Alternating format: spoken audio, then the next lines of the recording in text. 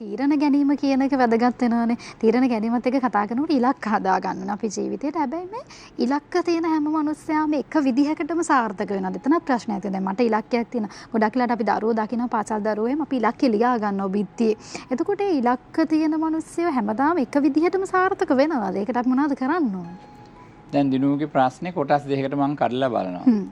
එක ප්‍රශ්නේ ඉලක්ක තියෙන සාර්ථක වෙනවද? අනිත් එක දරුවෝ එහෙම ඉලක්ක බිත්තියේ ලියා ගන්නවා කියලා. දැන් දෙකට කඩලා උත්තර දුන්නාම ලේසියි ඕක. ඉලක්ක තියෙන හැම කෙනෙක්ම එක වගේ කියලා දිනුව කිව්වනේ. එක වගේ සාර්ථක වෙන්න ඕනේ නැහැ. දිනුව කියන්නේ එක්කෙනෙක්. කුමායිද්ද මලන කියන්නේ තව එක්කෙනෙක්. මං ඉලක්ක තියන්නේ එක ජාතියකට. වයි ඉලක්ක තියන්නේ එක ජාතියකට. ඒ නිසා අපි දෙන්න මන් දිහා දිනුව බලන්න ඕනේ නැහැ. කුමායිද්ද මල මෙහෙම තියෙනවා. ඒ නිසා මටත් මෙහෙම තියෙන්න ඕනේ. මං ඔයා දිහා බලන්නත් ඕනේ නැහැ. බලලා තීරණය ගන්නත් ඕනේ නැහැ. අපිට එක වර්ග නෙමෙයි. අපිට ගැළපෙන ඉලක්කේ අපි තියාගෙන අපි එදා හිටියට වඩා තව පොඩ්ඩක් ඉමකට අපිට ය아가න්න පුළුවන් නම් ඒ ඇති. ඉලක්ක තියලා එහෙම සාර්ථක වෙන්න ඕනේ නැහැ. එහෙම වෙන්න බෑ. බුදුහාඳුරන්ගේ ධර්මයේ ගැන ගත්තත් බුදුහාඳුර දේශනා කරලා තියෙන්නේ හාමුදුරු එහෙම බණට කියනවා ඇහිලා ඇතිනේ දිනුටත්. ඒ කියන්නේ අර අචින්තිතම්පි භවති චින්තිතම්පි විනාශති කියලා මට ඇහිලා තියෙනවා. ඒ කියන්නේ හිතපු දේවල් නැති වෙලා ගිහිලා හිතන්නේ නැති දේවල් සිද්ධ වෙනවා. හැබැයි ඒක පිළිගන්න පුළුවන් නම් මුලදිම ඉලක්කයේ තියෙන අවස්ථාවේදීම මේ ඉලක්ක ඉෂ්ට වෙන්නේ නැති වෙන්න ඉඩ තියෙනවා. ඉෂ්ටුන් නැතත් කමක් නැහැ කියලා. එයා තමයි ඉලක්ක තියෙන සුසු එක්කෙනා. එහෙම නැත්නම් මං කියන්නේ ලොකු ඉලක්ක තියන්න යන්න එපා ඔයා කියලා. එහෙනම් සාමාන්‍ය විදිහට තියෙන දේ බලාගෙන එහෙම පුළුවන්ද? එහෙම ඉන්න කියලා මං කියන්නේ අර එහෙම හිතන්න බැයි නෑ.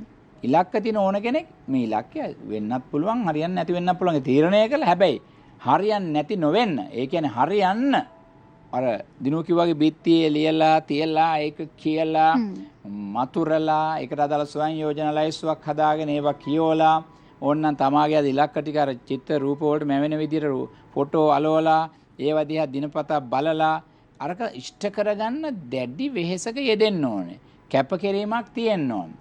එහෙම කැපකිරීමක් තියෙනකොට සාමාන්‍ය පර්යේෂණ වල පෙන්නනවා පැහැදිලිවම අපි හිතුවට වඩා වැඩි දුරක් හිතුවට වඩා අඩු කාලයක් තුළ යනවා කියලා. දැන් මමත් ওই සබ්ජෙක්ට් එක අවුරුදු 30 ගාණක් උගන්වනවා.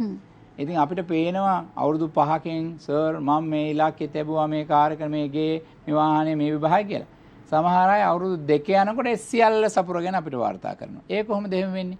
ඒ කියන්නේ දැඩි කැපවීමක් තියෙනකොට ඒ කැපවීම මත ඈත තියෙන ඉලක්කේ ළඟ බව පේන්න පටන් ගන්නවා, ලං වෙන්න පටන් ගන්නවා.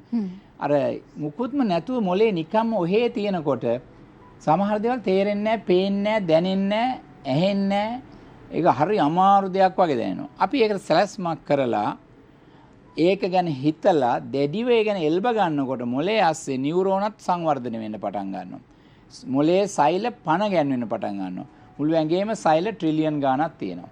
ඒ කියන්නේ බිලියන්ස් වලත් බිලියන්ස් ගාණක්. ඒතර මේ මුළු සෛල ඔක්කොටම අලුත් පණක් එනවා. ඒ නිසා මොලේ විසින් ඇඟ මෙහෙවනවා ඒ අදාළ ඉලක්කයට ඔයාව ගෙනියන්න. ඒ නිසා ඉලක්ක හැම එක්කෙනාම එක වගේම සපුර ගන්න ඕනේ දිනු අර ප්‍රශ්න මම උත්තර දෙන්නේ. තම තමාට අදාළ ඉලක්කේ තියලා එක් එක් මට්ටම් වලින් සපුර ගන්න ඕනේ. දැන් දිනු මගෙන් තව ප්‍රශ්නයක් ඇහුවොත් එහෙනම් ඔබතුමා මේ තියපු ඉලක්ක ඔක්කොම සපුරුනාද නැද්ද කියලා අනන්ත ඉලක්ක තියලා තියෙන සපුරුන් නැති ඒවා. ඒ සපුරුන් නැතිව මට කිසිම ප්‍රශ්නයක් නැහැ. සපුරුන ටික හොඳටම ඇති. සෑහීමකටපත් වෙනවා. ඒක සෑහීමකටපත් වෙනවා. ඒ නිසා අපි හැම වෙලෙම ඔක්කොම ඒ ආකාරම ඉෂ්ට වෙන්න ඕනේ නැහැ.